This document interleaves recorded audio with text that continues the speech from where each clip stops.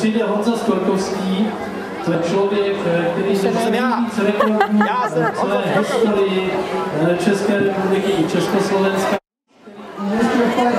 Na Staroměstském náměstí. Já jsem zatím 20 let dělal vždycky rekordy takhle na Velikonoce. Pokud šlo o vajíčka, tak byly vařený. Vajíčko budu ovládat, syrový vajíčko, a budu ho ovládat pouze obličeje. Bez doteku ruky, bez doteku jakýkoliv jiné části těla, bez přerušení. Takže syrový vajíčko na obličeji.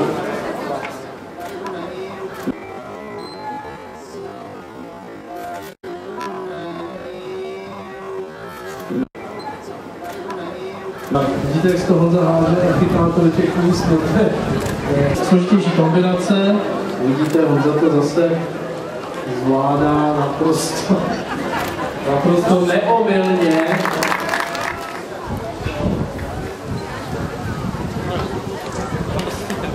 No to je opravdu žonglérská špička. Tak, ucho, oko, ústa, oko a druhé ucho. Výborně. Tak to teď tleskáte fotbalovému a dnes velikonočnímu mistrovi všech možných míčků, ale i předmětů, které vůbec nejsou kulaté. Nemluvím o vajíčkách, mluvím o kostce, lahvi, plechovce, od nápojů. S tím vším Honza dokáže žonglovat. Dokázal to tolikrát dokázat, že zvládnou například 1361 zápisů do České knihy rekordů. Honza Skorkovský. Děkuju, to byl začátek, to bylo na cvičení. Já se omlouvám, a na druhou stranu jsem rád. Byl jsem připravený, že to vajíčko se mě rozmázne někde na obličeji. Dobře to dopadlo. A já jsem skončil jako rekordman 11.11.2011. Posledním rekordem bylo potřeba najít následovníka. A ten následovník skutečně existuje. Už má zhruba 20 světových a evropských titulů. Takže v 25 letech vlastně ten člověk bude, což je pro mě obrovské vyznamenání, jakýmsi mým následovníkem. A my jsme to vyhlásili v prosinci a dneska nadešla ta příležitost zhruba po 3 měsících, aby jsme ho tady vyzkoušeli, jestli teda jako specialista v mých šlépějích bude pokračovat. Takže zvu na pódium Vaška Kloudu. Uděláme tady trošku místa. Ahoj Vašku. Čím by si začal? No, jasně. Dobro Vašku. Já jsem říkal, 3 měsíce už trénuji speciálně, takže přejdeme na kuriozity. Píče. Můžete zatleskat.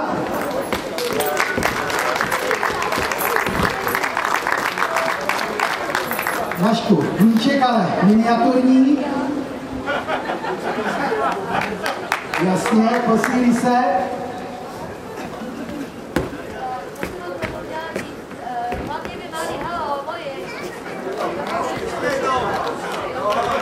Takže to vyšlo. Koliko se Josef. Ten bolí trošku. Pozor na hlavičky. Žulová koska. Jo. Je to na kameře, všichni to vidějí. Vašku skvělý.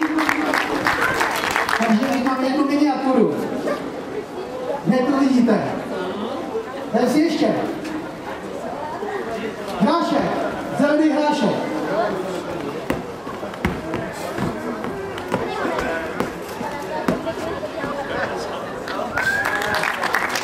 No a když jsme u míčků, který patří k nejmenším na světě, tak můj majstrštyk vždycky byla antiperlička.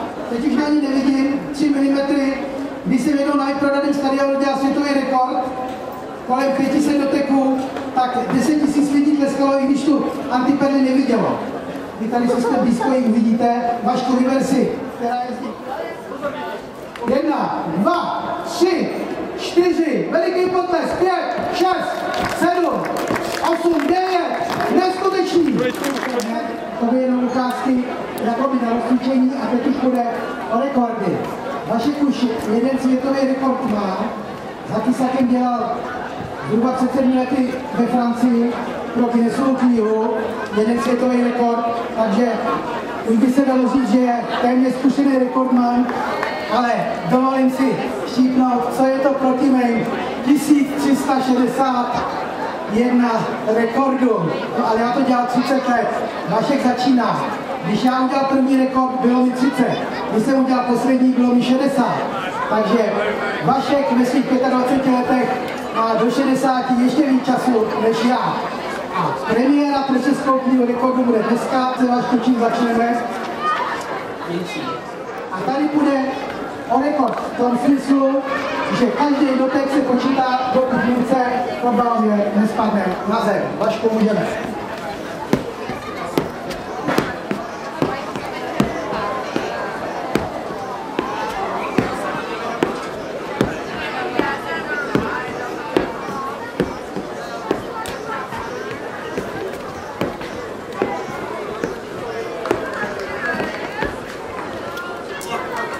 Je 24 jsem napočítal. Jako premiéra Suprový. Vašku, chceš ještě jeden pokus? Nebo stačí pro začátek? Já jsem taky kopával mincema, dokonce celou kasičku jsem naplnil od 10 až, ale to už je docela dávno, teď napsali jste 24. A jdeme na vajíčko, Velikonoce. Vyber si, Vašku, já samozřejmě podotknu, že to vajíčko je tentokrát vařený. A pozor, jestli někdo viděl patičky s vejcem, tak takhle vypadají. A ještě podotknu, je možný vajíčko voloupat a kopat se žloutkem. Dokud nebude žloudek rozrucený, všechno se počítá.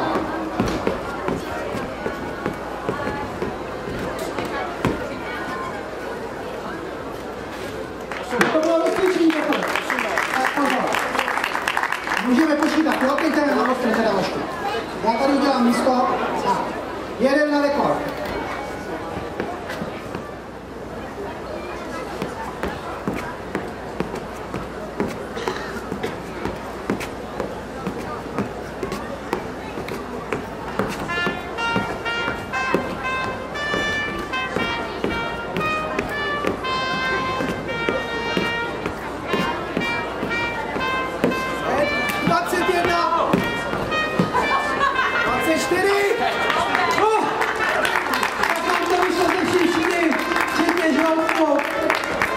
Premiéra 24, počítáme patičky, disciplína patičky s vajíčkem, 24, doteknu, čas máte.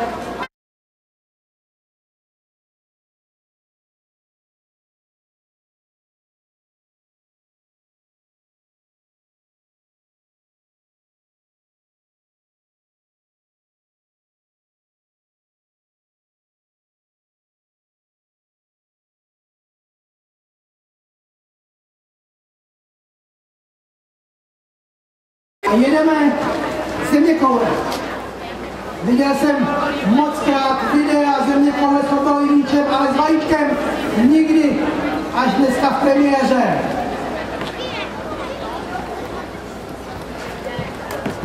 Sedm. Zatím myslím 7.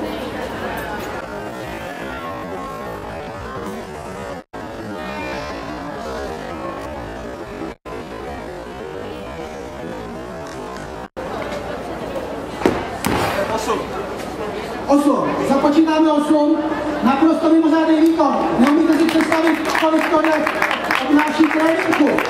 Vašek samozřejmě začínal za Kysakem s Woodbagem, pak s fotbalovým míčem a po letech, desítkách hodin tréninku týdně, přišel až na tyhle miniatury. V podstatě kuriozity dělá 3 měsíce, Vašku, od té doby, jak jsem říkal, od prosince, kdy se rozhodl, že se stane mým nástupcem. A dneska vidím, že určitě, až se sejdeme za 20 let, tak Vašek bude mít stovky rekordů, už to vidím velmi slibně. Vašku, ještě než odjedeme, rozloučí se čtvrtý rekord, čtvrtý pokus o rekord, vždycky to pokus, čtvrtý rekord udělá s klíčema a tím se Vašek s váma rozloučí a bude se těšit na 4 certifikáty z Perzimova.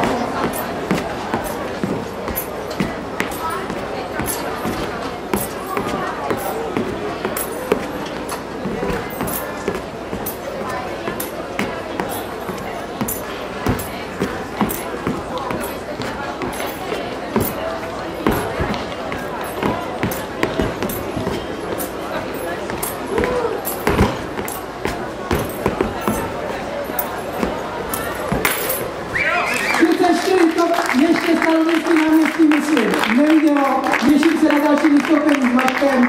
Jenom pro rozhodčí spočítáme, kolik těch klíčů na svazku bylo. 4 klíče a cedulka, vizitka. Mějte se hezky, krásný Velikonoce, zase někdy u sportu. Nashledanou.